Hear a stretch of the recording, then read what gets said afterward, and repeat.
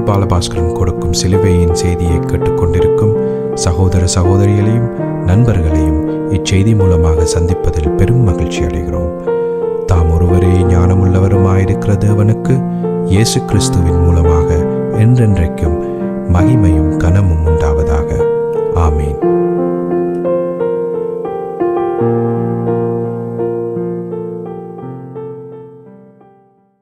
நான் போல் பாலபாஸ்கரன். நான் ஒரு இவாஞ்சலிஸ்ட். சிலுவையின் செய்தி என்ற இந்த நிகழ்ச்சியில் என் சகோதரர்கள், என் சகோதரிகள், என் நண்பர்கள் எல்லோரையும் சந்திப்பதில் நான் பெரும் மகிழ்ச்சி அடைகிறேன். இந்த அருமையான நேரத்தை கர்த்தராகிய இயேசு கிறிஸ்து எங்களுக்கு ஒதுக்கி தந்திருக்கிறார். இந்த நேரத்தில் கர்த்தருடைய வார்த்தைகளை உங்களோடு பகிர்ந்து கொள்வது எனக்கு மிகுந்த சந்தோஷத்தை அளிக்கிறது என்பதை நீங்கள் அறிந்து கொள்ள வேண்டும். கர்த்தருடைய வார்த்தை மிக முக்கியமானது ஒரு விஷயம் என்பதை கிறிஸ்தவர்களாகிய நாங்கள் தெளிவாக அறிந்திருக்க வேண்டும். ஏனென்றால் ஏற்கனவே நான் உங்களுக்கு அதை பற்றி சொல்லியிருக்கிறேன். மத்தேயு 4:4 மனுஷன் அப்பத்தினால் மாத்திரமல்ல தேவனுடைய வாயிலிருந்து புறப்படும் ஒவ்வொரு வார்த்தையினாலும் பிழைப்பான். அப்போ அந்த வார்த்தையினாலேயே மனுஷன் பிழைப்பான் என்று சொல்லி தெளிவாக நம்முடைய ஆண்டவராகிய இயேசு கிறிஸ்து சொல்லியிருக்கிறார். ஆனபடியால் தேவனுடைய வார்த்தை மிகவும் முக்கியம்.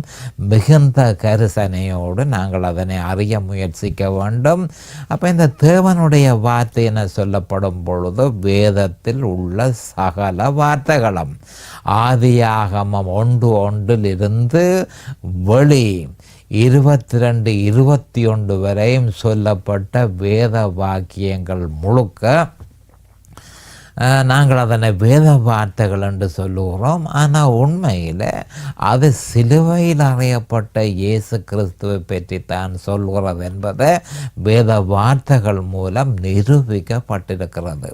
யோவான் 1:1, யோவான் 1:14, யோவான் 1:29 இருக்கிற 3 வேத வாக்கியங்களையும் எடுத்து பரிசீலனை செய்யும் பொழுது வேத வார்த்தைகள் தான் தேவன் என்றும் அந்த தேவன் தான் மனுஷனானார் என்றும் அந்த மனுஷன்தான் மனுஷனுடைய பாவத்துக்காக சிலுவைக்கு போனார் என்றும் இந்த 3 வேத வாக்கியங்களிலும் சுருக்கமாக சொல்லப்பட்டிருக்கிறது. ஆனபடியால் வேத வார்த்தைகள் சிலுவையில் அறையப்பட்ட இயேசு கிறிஸ்துவை பற்றியே சொல்கிறது என்பதை நாம் தெளிவாக அறிந்து இருக்க வேண்டும். இப்பொழுது நாங்கள் குறிப்பாக ரோமர் 6ஆம் அதிகாரம் 3ஆம் வசனத்திற்கு போவோம்.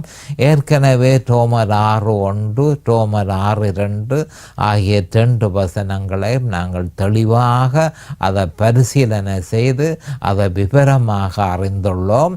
இப்பொழுது 3ஆம் வசனத்திற்கு போவோம். ரோமர் 6:3.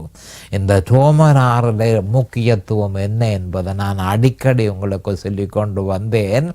ரோமர் 6ஆம் அதிகாரம் ஜெயம் கொண்ட கிறிஸ்தவ வாழ்க்கையை வாழ்வதற்கு தேவனால நியமிக்கப்பட்ட வழிமுறைகளை தெளிவாக சொல்லப்பட்டிருக்கிறது. இது இது நம்முடைய ஆண்டவராகிய இயேசு கிறிஸ்துவினால பவுல் அப்போஸ்தலருக்கு கொடுப்பட்ட வெளிப்பாடு. அந்த வெளிப்பாட்டை அவர் எங்களுக்கு தந்திருக்கிறார். அப்போ அந்த வெளிப்பாட்டை நாங்கள் தெளிவாக அறிந்து கொள்ள வேண்டும். ரோமர் 6 நாம் அறியாமல் விட்டால் பரிசுத்தமான வாழ்க்கை வாழ்வது முடியாத ஒரு விஷயம் என்பதை தெளிவாக அறிந்து கொள்ள வேண்டும். ரட்சிக்கப்பட்டிருக்கலாம், மனுஷன் ரட்சிக்கப்பட்டிருக்கலாம், ஆனால் தேவனுக்கு முன்பாக எப்படி வாழ்வது என்பதை அவன் அறியாமல் இருப்பான். ஆனபடியால் தேவனுக்கு முன்பாக வாழ்வதற்கு முதலில் அவன் ரோமர் 6ஆம் அதிகாரத்தை தெளிவாக அறிந்திருக்க வேண்டும். அதனை பற்றித்தான் நாங்கள் விவரமாக அந்த சிலுவையின் செய்தியில் ஒவ்வொரு கிறிஸ்தவர்களும் அறிய வேண்டும் என்ற நோக்கத்தோடு இந்த சிலுவையின் செய்தி என்ற நிகழ்ச்சியை நாங்கள் நடத்துகிறத நீங்கள் அறிந்திருக்கிறீர்கள். அப்போ ரோமர் 6:3, 6:2, 6:2 இந்த 2 வசனத்தையும் நாங்கள் விவரமாக பார்த்தோம். இப்பொழுது ரோமர் 6ஆம் 6ஆம் அதிகாரம் 3ஆம் வசனத்தை தெளிவாக பார்ப்போம். 6:3 கிறிஸ்து இயேசுவுக்குள்ளாக ஞானஸ்நானம் பெற்ற நாம் அனைவரும் அவருடைய மரணத்துக்குள்ளாக ஞானஸ்நானம் பெற்றதை அறியாமல் இருக்கிறீர்களா? மறுபடியும் வாசிக்கிறேன். மிக முக்கியமானது விஷயம். கிறிஸ்து இயேசுவுக்குள்ளாக ஞானஸ்நானம் பெற்ற நாம் அனைவரும் அவருடைய மரணத்துக்குள்ளாக ஞானஸ்நானம் பெற்றதை அறியாமல் இருக்கிறீர்களா? அப்போ 3 விஷயத்தை நான் குறிப்பாக பார்க்க போகிறேன். அறியாமல் இருக்கிறீர்களா முதலாவது. 2வது கிறிஸ்து இயேசுவுக்குள்ளாக ஞானஸ்நானம். 3வது அவருடைய மரணத்துக்குள்ளாக ஞானஸ்நானம். இந்த 3ஐயும் நாங்கள் எல்லாவற்றையும் ஒன்றாக இணைத்து ஒரு தலையங்கம் கொடுத்திருக்கிறேன். கிறிஸ்து இயேசுவுக்குள்ளாக ஞானஸ்நானம். அந்த தலையங்கத்தின் கீழேயே முக்கியமாக இந்த விஷயத்தை நாங்கள் பரிசீலனை செய்கிறோம். அதை பற்றி நான் பிரசங்கத்தை கொண்டிருப்பது அந்த தலையங்கத்தின் கீழே என்பதை நாம் அறிந்து கொள்ள வேண்டும். அந்த தலையங்கம் கிறிஸ்து இயேசுவுக்குள் ஞானஸ்நானம். இப்பொழுது நாம் ஜெபத்திற்கு கடந்து செல்வோம். அருமையானங்கள் பிதாவே உமக்கு சோஸ்திரம். பரலோகத்தின் தேவனே உமக்கு அண்டண்டைக்கும் சோஸ்திரம். உம்முடைய குமாரன் இயேசு கிறிஸ்துவ பலியாக சிலுவையிலே ஒப்பு கொடுத்தீர். அவருடைய வெளியேறப்பெற்ற இரத்தத்தினால் தேவரீர் நீர் எங்களை மீட்டு கொண்டீர். அந்த இரத்தத்தினாலே எங்களுடைய பாவங்கள் எல்லாவற்றையும் கழுவி பாவத்தின் கடன்களை கொடுத்து தீர்த்து பாவத்தின் பிடியிலிருந்து எங்களை விலக்கி எங்கள் பாவங்கள் எல்லாவற்றையும் மன்னித்து அருமையான பிதாவே பரம பிதாவோடு ஒப்புரவாகக்கூடிய பாக்கியத்தை எங்களுக்கு தந்தீரே. கிறிஸ்து இயேசுவின் மூலமாக பரமபிதாவோடு ஒப்புரவாகக்கூடிய பாக்கியத்தை தேவரீர் எங்களுக்கு தந்திருக்கிறீர். பிதாவினுடைய மகா உன்னதமான கிருபாசனத்துக்கு துணிவோடு போகக்கூடிய பாக்கியத்தையும் அந்த இரத்தத்தின் மூலமாக எங்களுக்கு தந்து எங்களை நீதிமான்களாக்கி உம்முடைய பரிசுத்த ஆவியை எங்களுக்குள் அனுப்பி பரிசுத்தமாகவும் நீதியாகவும் தேவனே உமக்கு முன்பாக வாழ்வது எங்களுக்கு சகல பாதைகளையும் திறந்தீர். காலதோறும் உம்முடைய கிருபைகள் புதியவைகளாக இருப்பதற்காக சோஸ்திரம். கிருபையினாலும் இரக்கங்களினாலும் நீரங்களை முடிசூட்டினதற்காக உமக்கு அண்டண்டைக்கும் சோஸ்திரம் ஆண்டவரே. இந்த நேரத்தில் இதனை கேட்டுக்கொண்டிருக்கும் என் சகோதர சகோதரிகள் எல்லோரையும் தேவரீர் ஆசீர்வதிப்பீராக, அபிஷேகிப்பீராக, பிரகாசமான மனக்கண்களை அவர்களுக்கு கொடுத்தருளுவீராக. உம்முடைய வேத வசனத்தை அறிந்து கொள்ளக்கூடிய பாக்கியத்தை அவர்களுக்கு கொடுத்தருளுவீராக. அதே நேரம் அடியேனையும் அபிஷேகித்து உம்முடைய வேத வார்த்தைகளை நிதானமான முறையில் போதிக்கத்தக்கதாக உம்முடைய பரிசுத்த ஆவியானவர் தாமே முன்னின்று போதனையை செய்ய வேண்டும் என்று இயேசு கிறிஸ்துவின் நாமத்தினால் கேட்டுக்கொள்கிறேன் பிதாவே. ஆமேன் and amen and amen. Hallelujah, hallelujah, hallelujah. Thank you, Jesus. Praise the Lord, praise the Lord, praise the Lord. அப்போ குறிப்பாக நாங்கள் கடைசி செய்தியில் யோவேலினுடைய தீர்க்க தரிசனத்தை பற்றி நாங்கள் பார்த்தோம். யோவேல் 2:23 சொல்லப்பட்ட யோவேலின் தீர்க்க தரிசனம். அப்போ நாங்கள் சீர்திருத்தத்துக்கு பிறகு அடுத்ததாக 20ஆம் நூற்றாண்டின் ஆரம்பத்தில், அப்போ 20ஆம் நூற்றாண்டின் ஆரம்பத்தில் என்று சொல்லும் பொழுது 19ஆம் நூற்றாண்டு முடிவும் 20ஆம் நூற்றாண்டின் ஆரம்பத்திலும் இந்த பின்மாறி ஊற்றுதல் உலகமெங்கும் நடைபெற்றது என்பதை நாம் அறிந்து கொள்ள வேண்டும். அப்போ இந்த பின்மாறி ஊற்றுதலை அதை பற்றி பழைய ஏற்பாட்டின் பரிசுத்த ஆவியை பற்றிய தீர்க்கதரிசி, பழைய ஏற்பாட்டில் பரிசுத்த ஆவியை பற்றி பேசின ஒரே தீர்க்கதரிசி யோவேல் என்பதை நாம் அறிந்து கொள்ள வேண்டும். அப்போ அந்த யோவேல் தீர்க்கதரிசி என்ன சொன்னார் என்றால், யோவேல் 2:23 சியோன் குமாரரே உங்கள் தேவனாகிய கர்த்தருக்குள் மகிழ்ந்து களி கூறுங்கள். அவர் தக்கபடி உங்களுக்கு முன்மாரியை கொடுத்து உங்களுக்கு முன்மாரியையும் பின்மாரியையும் ஏற்கனவே வருஷிக்க பண்ணுவார் என்று சொல்லி தீர்க்க தரிசனமாக சொல்லியிருக்கிறார். அப்போ இந்த பின்மாரி நமக்கு எல்லாருக்கும் 19ஆம் நூற்றாண்டின் முடிவிலையும் 20ஆம் நூற்றாண்டின் ஆரம்பத்திலேயும் உலகம் முழுக்க ஊற்றப்பட்டது என்பதை நாம் அறிந்து கொள்ள வேண்டும். அநேகமான கிறிஸ்தவர்கள் இதனை அறியாமல் இருக்கிறார்கள். அப்போ இது ஊற்றப்பட்டது. அந்த ஊற்றப்பட்டதற்கு பிறகுதான் உலகம் முழுக்க பெரிய கண்டுபிடிப்புகளும் சகல விதமான விஷயங்களும் அந்த ஊற்றுதலுக்கு பிறகுதான் நடைபெற்றது.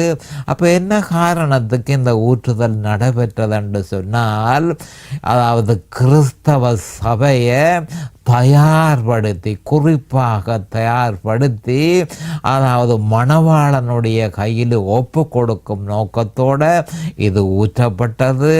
மற்றது சிலுவையின் செய்தியை அறிந்து முற்று முழுதுமாக கிறிஸ்துவுக்குள் பலப்படவும் வரப்போகிற ரப்ஷரில் அதை உயிர்த்தெழுதலில் நாம் பங்கு பெற்றுவதற்கு ஏதுவாகவும் இந்த பின்மாறி ஊற்றுதல் கொடுக்கப்பட்டது. இன்னும் அநேக விஷயங்களுக்காக இந்த பின்மாறி ஊற்றுதல் ஊற்றப்பட்டது என்பதை நாம் அறிந்து கொள்ள வேண்டும். ஒரே நேரத்தில் இந்த பின்மாறி ஊற்றுதல் நடைபெற்றது என்று நாம் அறிகிறோம்.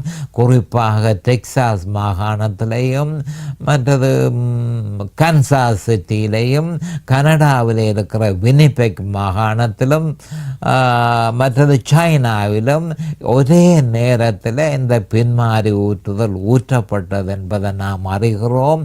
அநேகமான கிறிஸ்தவ மார்க்கங்கள் இதனை முற்றும் முழுதுமாக நிராகரித்து அதன் பலாபலனை அவர்கள் பெற முடியாமல் போய்விட்டது என்பதை மிகுந்த மன வருத்தத்தோடு சொல்ல வேண்டியதாக இருக்கிறது. அப்போ இந்த பின்மாறி ஊற்றுதல் ஊற்றினா பிறகு தற்போதைய சூழ்நிலையில் ஏராளம், அதாவது கிறிஸ்தவர்கள் ஏராளமாக தொடர்ந்து பரிசுத்த ஆவியினால் நிரப்பப்பட வேண்டியது. ஆனால் வெகு சிலரே தற்போதைய நேரத்தில் பரிசுத்த ஆவியினால் நிரப்பப்பட்டிருக்கிறார்கள் என்றும் வெகு சிலரே ரட்சிக்கப்பட்டிருக்கிறார்கள் என்பதையும் மிகுந்த மன வருத்தத்தோடு சொல்ல வேண்டியதாக இருக்கிறது. ஏனென்று சொன்னால் கடைசி கால சபை ஆரம்பமாகிவிட்டது. லவோதிக்கேயா சபை ஆரம்பமாகிவிட்டது. முற்று முழுதுமாக சத்தியத்தை விட்டு விலகிற சபை ஆரம்பமாகிவிட்டது. அதாவது வெளி 3ஆம் அதிகாரத்தில் கடைசியில் 7வது சபையாக சொல்லப்பட்டிருக்கிற லவோதிக்கேயா சபை தற்பொழுது நடைமுறையில் இருக்கிறது என்பது ஒவ்வொரு கிறிஸ்தவர்களும் அறிந்து கொள்ள வேண்டும். அப்போ அந்த சபை ஆரம்பமானதன் நிமித்தம் அநேகமான சபைகளில் உள்ள ஏராளமான ஜனங்கள் ரட்சிக்கப்படவும் இல்லை. சபையில் இருக்கிற மனுஷர்கள் பரிசுத்த ஆவியினால் ஞானஸ்நானம் செய்யப்படவும் இல்லை. அவர்கள் ஒரு புதுவிதமான ஒரு கிறிஸ்தவத்தை அவர்கள் நடைமுறைப்படுத்தி கொண்டிருக்கிறத நம்முடைய ஆண்டவராகிய இயேசு கிறிஸ்து தெளிவாக வெளி 3ஆம் அதிகாரத்திலே அதனை பற்றி சொல்லி இருக்கிறத நாங்கள் அறியக்கூடியதாக இருக்கிறது.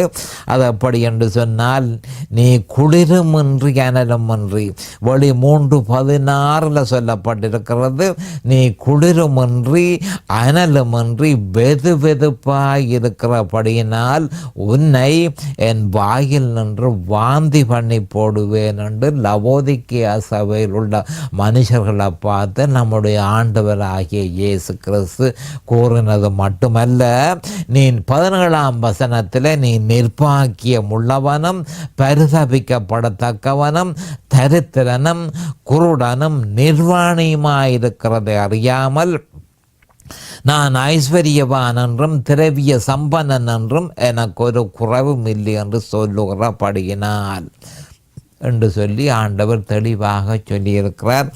அப்போ கடைசி நேரத்தில் தற்பொழுது நடைமுறையில் இருக்கிற சபை லவோதிக்கேயா சபை என்பதை நாம் அறிந்து கொள்ள வேண்டும்.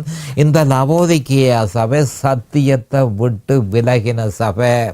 அதாவது இயேசு கிறிஸ்துவையும் அவர் சிலுவையில் செய்து முடித்ததையும் விட்டு விலகி அவர்கள் தமக்கு ஏற்ற மாதிரி ஒரு விசுவாசத்தை பின்பற்றி தாங்கள் கிறிஸ்தவர்கள் என்று சொல்லி ஒரு பொய்யான ஒரு பிரமையை ஏற்படுத்தி கொண்டிருக்கிறதையும் அந்த சபை தற்பொழுது நடைமுறையில் உலகமெல்லாம் நடைமுறையில் இயங்கிக் கொண்டிருக்கிறதை நாம் அறிந்து கொள்ள வேண்டும். அதே நேரத்தில் வெகு சொற்ப சபைகளே தற்பொழுது கிறிஸ்தவுக்குள் பலப்பட்ட சபைகளாக இருக்கின்றது. அப்போ நான் சொல்லுகிறது என்ன மாதிரி என்று சொன்னால், அறியாமல் இருக்கிறார்கள், ஏராளமான பேர் அறியாமல் இருக்கிறார்கள். இதுக்கு காரணம் என்ன என்பதை நாங்கள் பார்த்து கொள்ள வேணும். 20ஆம் நூற்றாண்டின் ஆரம்பத்தில் பின்மாறி ஊற்றுதலுக்கு பிறகு தற்போது அநேகமான சபைகளில் உள்ள கிறிஸ்தவர்கள் ரட்சிக்கப்படவும் இல்லை, அவர்கள் பரிசுத்த ஆவியினால் ஞானஸ்நானம் செய்யப்படவும் இல்லை. அப்போ இதனை நாங்கள் சந்தோஷத்தோடு சொல்லவில்லை, மிகுந்த மன வருத்தத்தோடு சொல்ல வேண்டியதாக இருக்கிறது. அதுதான் உண்மை. அப்போ இதற்கு காரணம் என்ன என்று சொல்லி பொதுவாக கிறிஸ்தவர்கள் அறிய விரும்புவார்கள். சிலுவையை பற்றிய உபதேசம் பிரசங்கிக்கப்படாததே இதற்கு முக்கியமான காரணமாக இருக்கிறது. அறியாமல் இருக்கிறார்கள். நான் ஏற்கனவே உங்களுக்கு சொன்னேன், 2 விஷயத்தை நாம் அறிய வேண்டியதாக இருக்கிறது. வேதத்தில் ஏற்கனவே ரோமர் 6:3 அறியாமல் இருக்கிறீர்களாண்டு ஆண்டவர் கேட்கிறார். அப்போ அறியாமல் இருக்கிறீர்கள் என்றால் அதனுடைய அர்த்தம் என்ன? தகவல்கள் இல்லாமல் அறியாமல் இருக்கிறீர்களா, அல்லது அறிய விருப்பம் இல்லாமல் இருக்கிறீர்களா? இப்போ நாங்கள் தகவல்கள் இல்லாமல் அறியாமல் இருக்கிறீர்களா என்ற விஷயத்தை பற்றி நாம் பார்த்து கொண்டிருக்கிறோம். அப்போ அநேகமான கிறிஸ்தவர்கள் இதுகளை பற்றி ஒன்றுமே அறியாமல் இருக்கிறதற்கு காரணம் என்ன? சிலுவையை பற்றிய உபதேசம் பிரசங்கிக்கப்படாததே இதற்கு முக்கியமான காரணம் என்பதை நாம் அறிந்து கொள்ள வேண்டும். அப்போ இந்த பிரச்சனை தீர்க்கப்பட வேண்டுமாயின் கிறிஸ்துவின் சிலுவை பிரசங்கிக்கப்பட வேண்டும் என்பதை நாம் ஏற்றுக்கொண்டே ஆக வேண்டும். அப்போ கிறிஸ்துவின் சிலுவையின் முக்கியத்துவத்தை பற்றி, அது என்ன கிறிஸ்துவின் சிலுவையில் அப்படி என்ன பெரிய முக்கியத்துவம் இருக்கிறது என்று சொல்லி பல கிறிஸ்தவர்கள் விசாரிப்பார்கள். அப்போ அதை பற்றி பவுல் அப்போஸ்தலர் சொல்லி இருக்கிறத நாங்கள் பார்ப்போம். அப்போ மறுபடியும் நான் அதை ரிப்பீட் பண்ண விரும்புகிறேன். கிறிஸ்துவின் சிலுவையை அறியாததன் நிமித்தமே அநேகமான சபைகளிலே, கிறிஸ்தவ சபைகளிலே இருக்கிறவர்கள் ரட்சிக்கப்படாதவர்களாகவும் பரிசுத்த ஆவியினாலே ஞானஸ்நானம் செய்யப்படாதவர்களுமாக இருக்கிறார்கள். அப்போ இதற்கு முக்கிய காரணம் சிலுவை போதிக்கப்படவில்லை, கிறிஸ்துவின் சிலுவை போதிக்கப்படவில்லை. அப்போ கிறிஸ்துவின் சிலுவையிலே அப்படி என்ன முக்கியத்துவம் இருக்கிறது என்பதை பற்றி பவுல் அப்போஸ்தலர் பரிசுத்த ஆவியினால் ஏவப்பட்டு அந்த முக்கியத்துவத்தை குறிப்பாக ஒரு 2-3 எல்லாம் அதிகமாக சொல்லப்பட்டிருக்கிறது. குறிப்பாக ஒரு 2-3 வேத வாக்கியங்கள் தெளிவாக நமக்கு கூறுகிறது. முதலாவது வேத வாக்கியத்தை நாங்கள் பார்ப்போம். அதாவது கிறிஸ்துவின் சிலுவையின் முக்கியத்துவத்தை 1 கொரிந்தியர் 1:17 ஞானஸ்நானத்தை கொடுக்கும்படி கிறிஸ்து என்னை அனுப்பவில்லை, சுவிசேஷத்தை பிரசங்கிக்கும்படியே அனுப்பினார். கிறிஸ்துவின் சிலுவை வீணாய் போகாதபடிக்கு சாதுரிய ஞானம் இல்லாமல் பிரசங்கிக்கவே அனுப்பினார் என கூறியிருக்கிறார். அப்போ இந்த 1 கொரிந்தியர் 1:17 கிறிஸ்துவின் சிலுவையின் முக்கியத்துவம் தெளிவாக சொல்லப்பட்டிருக்கிறது. அதை கொஞ்சம் விவரமாக பார்ப்போம். ஞானஸ்நானத்தை கொடுக்கும்படி கிறிஸ்து என்னை அனுப்பவில்லை. அப்போ கொரிந்திய கிறிஸ்தவர்கள் தண்ணீரில் ஞானஸ்நானம் கொடுப்பது, தண்ணீரில் ஞானஸ்நானத்துக்கு மிக முக்கியமான கவனம் செலுத்தினார்கள். எனக்கு பவுல் கொடுத்தார், எனக்கு பேதுரு கொடுத்தார், எனக்கு அப்போல்லோ கொடுத்தார் என்று சொல்லி அவர்கள் தண்ணீரில் ஞானஸ்நானத்துக்கு முக்கியத்துவம் அந்த கொரிந்திய சபை கிறிஸ்தவர்கள் கொடுத்தார்கள். அப்போ பவுல் அப்போஸ்தலர் வந்து தண்ணீரில் ஞானஸ்நானம் அதுக்கு நான் வரையில்லை. தண்ணீரில் ஞானஸ்நானம் கொடுக்கறதுக்கு நான் உங்களுடைய சபைக்கு வரவில்லை. அப்போ நான் என்ன காரணத்திற்கு உங்களோட சபைக்கு வந்தேன் என்று சொன்னால், கிறிஸ்துவின் சிலுவை வீணாய் போகாதபடிக்கு. கிறிஸ்துவின் சிலுவை தான் சுவிசேஷம், சுவிசேஷம் தான் கிறிஸ்துவின் சிலுவை. அப்போ கிறிஸ்துவின் சிலுவை வீணாய் போகாதபடிக்கு சாதுரிய ஞானம் இல்லாமல், அதாவது மனுஷருடைய கெட்டித்தனங்கள் மூலமாக பிரசங்கிக்கிறதல்ல, நாங்கள் முற்றும் முழுதுமாக ஆவியினாலே ஏவப்பட்டு கிறிஸ்துவின் சிலுவையை பற்றி போதிக்க நாங்கள் வந்திருக்கிறோம் என்று தெளிவாக அவர் சொல்லியிருந்தார். அப்போ பாருங்கள், கிறிஸ்துவின் சிலுவை மிக முக்கியமான ஒரு சத்தியம். மிக முக்கியமான சத்தியம் என இந்த வேத வாக்கியத்தில் வலியுறுத்தப்பட்டிருக்கிறது. தண்ணீரில் ஞான ஸ்நானத்தை பற்றி அல்ல. அப்போ பவுல் அப்போஸ்தலர் என்ன சொல்கிறார் என்று சொன்னால், நான் தண்ணீரில் ஞான ஸ்நானம் கொடுக்கறதுக்கு வரவில்லை, கிறிஸ்துவுக்குள் ஞான ஸ்நானம் கொடுக்கிறதற்குத்தான் நான் வந்தேன். அப்போ அதை கிறிஸ்துவுக்குள் ஞான ஸ்நானத்தை நீங்கள் பெற வேண்டுமாயின் முக்கியமாக சிலுவையை பற்றிய உபதேசம் பாருங்கள் என்ன சொல்லப்பட்டு கிடக்கு. சிலுவை, கிறிஸ்துவின் சிலுவை வீணாய் போகாதபடிக்கு. அப்போ கிறிஸ்துவுக்குள் ஞானஸ்நானம் பெற வேண்டுமா இருந்தால் கிறிஸ்துவின் சிலுவையை பற்றி போதிக்க வேண்டியதாக இருக்கிறது என்று சொல்லி, அப்போ சந்தேகத்துக்கிடமில்லாமல் எந்த காலத்திலும் அழுத்தம் கிறிஸ்துவின் சிலுவைக்கே கொடுக்கப்பட வேணும் என்பது இங்கு தெளிவாக சொல்லப்பட்டிருக்கிறது. அப்போ அதற்குத்தான் நான் வந்தேனே தவிர தண்ணீரில் ஞானஸ்நானம் கொடுக்கறதுக்கு நான் வரவில்லை. தண்ணீரில் ஞானஸ்நானத்தினாலே ஒரு மனுஷனும் ரட்சிக்கப்படுவதில்லை. கிறிஸ்துவுக்குள் ஞானஸ்நானத்தினால தான் ஒரு மனுஷன் ரட்சிக்கப்படுகிறானே தவிர தண்ணீரில் ஞானஸ்நானத்தினாலே ஒரு மனுஷனுமே ரட்சிக்கப்படுகிறதில்லை. அப்போ தண்ணீரில் ஞானஸ்நானம் முக்கியம் இல்லையோ என்று சொல்லி அநேகமான கிறிஸ்தவர்கள் கேட்பார்கள். தண்ணீரில் ஞானஸ்நானம் ஏற்கனவே கிறிஸ்தவர்களுக்கு அவர்களுக்குள் என்ன நடந்தது என்பதை காட்டும் ஒரு அடையாளமாக இருக்கே தவிர தண்ணீரில் ஞானஸ்நானம் தண்ணீரில் ஞானஸ்தானம் ஒருவருக்கும் ரட்சிப்பை கொடுப்பதில்லை. அது ஒரு அடையாளமே தவிர ஏற்கனவே இயேசு கிறிஸ்துவை ஏற்றுக்கொண்ட ஒரு பாவியான ஒரு மனுஷன் அவனுக்கு உள்ளுக்குள் என்ன நடந்தது, அந்த நடந்ததை பற்றி காட்டுகிற ஒரு அடையாளம் தான் தண்ணீரில் ஞானஸ்நானம். தண்ணீரில் ஞானஸ்நானம் ஒருவரையும் ரட்சிப்பதில்லை, அது ஒரு அடையாளமே என்பதை நாம் அறிந்து கொள்ள வேண்டும். இதனையே பவுல் அப்போஸ்தலர் சொல்கிறார், கிறிஸ்துவின் சிலுவை வீணாய் போகாதபடிக்கு எந்த காலத்திலும் கிறிஸ்துவின் சிலுவையே பிரசங்கிக்கப்பட வேண்டும். அப்போ கிறிஸ்துவின் சிலுவை தான் முக்கியமே தவிர தண்ணீரில் ஞானஸ்நானம் முக்கியமானதல்ல. அது ஒரு அடையாளம். அதை ரட்சிப்புக்கு நாம் கொண்டு வரக்கூடாது என்பதை தெளிவாக இங்கே சொல்லியிருக்கிறார். அதை ரட்சிப்புக்கு நாம் கொண்டு வந்தோம் என்று சொன்னால் முக்கியத்துவம் கிறிஸ்துவின் சிலுவைக்கு கொடுக்கப்படவில்லை. அப்போ கிறிஸ்துவின் சிலுவைக்கு முக்கியத்துவம் கொடுக்கவில்லையா இருந்தால் கிறிஸ்து வந்தது வீணாக இருக்குமே என்று சொல்லி கலாத்தியர் 2:21 சொல்லப்பட்டிருக்கிறது. இதை நாம் தெளிவாக அறிந்து கொள்ள வேண்டும். அப்போ 1 கொரிந்தியர் 1:17 சிலுவை, கிறிஸ்துவின் சிலுவையை பற்றிய முக்கியத்துவம் தெளிவாக சொல்லப்பட்டிருக்கிறது. இன்னும் ஒரு வேத வாக்கியத்தை நாம் எடுத்து பார்ப்போம்.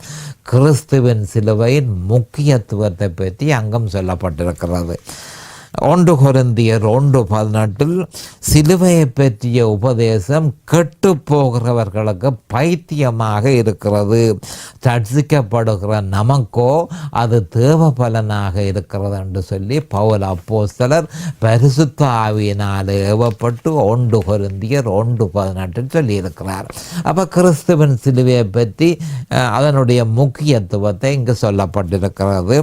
அதாவது சிலுவையை பற்றிய உபதேசம் என்றால் சிலுவையை பற்றிய வார்த்தை, சிலுவையை பற்றிய வார்த்தை கெட்டு போகிறவர்களுக்கு, அதாவது மீட்கப்படாத மனுஷர்கள், ரட்சிக்கப்படாத மனுஷர்கள், அவர்களுக்கு சிலுவையை பற்றிய வார்த்தை பைத்தியமாக தெரிகிறது, பைத்தியமாக தெரிகிறது. ஏனென்று சொன்னால் ஆவிக்குரிய விஷயங்களை அவர்கள் அறிந்து கொள்ள முடியாது. ரட்சிக்கப்படாமல் இருக்கிறபடியினால் ஆவிக்குரிய விஷயங்களை அவர்கள் அறிந்து கொள்ள முடியாமல் இருக்கிறபடியினால் சிலுவையை பற்றிய வார்த்தை அவர்களுக்கு பைத்தியமாக இருக்கிறது. யாருக்கு பைத்தியமாக இருக்கிறது? குறிப்பாக ரட்சிக்கப்படாத மீட்கப்படாத மனுஷர்களுக்கு சிலுவையை பற்றிய வார்த்தை பைத்தியமாக இருக்கிறது. ஆனால் ரட்சிக்கப்படுகிற நமக்கோ அது தேவ பலனாக இருக்கிறது. அப்போ கிறிஸ்துவின் சிலுவை பலனாக இருக்கிறது என்று சொல்லப்பட்டு கிடக்கு. அது எப்படி பலனாக இருக்கிறது? கிறிஸ்துவின் சிலுவையிலேயே கிறிஸ்து அந்த சிலுவையிலேயே பாவத்தின் கடன்களை செலுத்தினார். அந்த சிலுவையிலேயே அவர் பாவத்தின் கடன்களை செலுத்தினபடியினால் அதனை விசுவாசிக்கிற ஒவ்வொரு மனுஷனை, அதாவது கிறிஸ்துவையும் அவர் சிலுவையில் செய்து முடித்ததையும் விசுவாசிக்கிற ஒவ்வொரு மனுஷனுக்கும் என்ன நடக்குது என்பதை நாம் பார்த்து கொள்வோம். அப்போ அவன் பூரணமான அதிகாரம் பரிசுத்த ஆவிக்கு கொடுக்கப்படுகிறது. அப்போ ஒரு மனுஷன் இயேசு கிறிஸ்துவையும் அவர் சிலுவையில் செய்து முடித்ததை விசுவாசித்து அந்த விசுவாசத்தில் நிலைத்திருக்கும் பொழுது பரிசுத்த ஆவியானவருக்கு சட்டபூர்வமான அதிகாரம் கொடுக்கப்படுகிறபடியினால் அந்த பரிசுத்த ஆவியானவர் விசுவாசிக்கிற அந்த மனுஷனுக்குள் வல்லமையாக செயல்பட்டு எவ்வளவோ பெரிய காரியங்களை அவர் செய்கிறார். ஆனபடியால் அதை விசுவாசிக்கிற ஒவ்வொரு மனுஷனுக்கும் பரிசுத்த ஆவியானவர் பலனாக இருக்கிறார். என்றால் பலன் எந்த காலத்திலும் பரிசுத்த ஆவியிலேயே தங்கி இருக்கிறது. பரிசுத்த ஆவியிலேயே பலன் தங்கி இருக்கிறது என்ற உண்மையை நாம் தெளிவாக அறிந்து கொள்ள வேண்டும். அப்போ 1 கொரிந்தியர் 1:18 கிறிஸ்துவின் சிலுவையின் முக்கியத்துவம் தெளிவாக சொல்லப்பட்டிருக்கிறது. அப்போ கிறிஸ்துவன் இதை பற்றி மறுபடியும் நாங்கள் கொஞ்சம் விவரமாக பார்க்க வேண்டியதாக இருக்கிறது. ரட்சிக்கப்படாத மனுஷர்களுக்கு, மீட்கப்படாத மனுஷர்களுக்கு கிறிஸ்துவின் சிலுவை பைத்தியமாக இருக்கிறது. காரணம், அவர்கள் ரட்சிக்கப்படவில்லை. ஆவிக்குரிய விஷயங்களை அவர்கள் அறிந்து கொள்ள முடியாமல் இருக்கிறார்கள். ஆனால் இயேசு கிறிஸ்துவையும் அவர் சிலுவையில் செய்து முடித்ததை ஏற்ற மனுஷன், ரட்சிக்கப்பட்ட ஒரு மனுஷனுக்கு தேவ பலனாக இருக்கிறது இந்த சிலுவை. எப்படி அது பலனாக இருக்கிறது? சிலுவையிலேயே பாவத்தின் கடன்கள் எல்லாம் செலுத்தப்பட்டது. அப்போ அதனை விசுவாசிக்கிற ஒரு விசுவாசிக்கு பரிசுத்த ஆவியானவர் வல்லமையாக அவனில் கிரியைகளை செய்கிறதற்கு சட்டபூர்வமான அதிகாரம் கொடுக்கப்பட்டிருக்கிறபடியால் பலத்தை அவன் பெறுகிறான். பரிசுத்த ஆவியானவருடைய பலத்தை அவன் பெறுகிறான். பலம் பரிசுத்த ஆவியிலேயே தங்கி இருக்கிறது. இப்பொழுது நேரம் சமீபமாகிவிட்டது. அடுத்த செய்தியில் இன்னும் கொஞ்சம் விவரமாக பார்ப்போம். அது வரைக்கும் கர்த்தராகிய இயேசு கிறிஸ்துவின் நாமத்தினால் நான் உங்களை ஆசீர்வதிக்கிறேன். அவருடைய கிருபையும் அவருடைய இரக்கமும் உங்களுக்கு தாராளமாக கிடைப்பதாக. இயேசுவின் நாமத்தில் பிதாவே, ஆமேன் and ஆமேன்.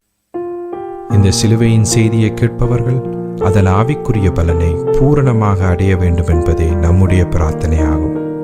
தொலைபேசி மூலம் தொடர்பு கொள்ள விரும்புவோர் 647-465-1224 மூலமும், இமெயில் மூலம் தொடர்பு கொள்ள விரும்புவோர் paulbalabaskaran@gmail.com மூலமும் தொடர்பு கொள்ளலாம்.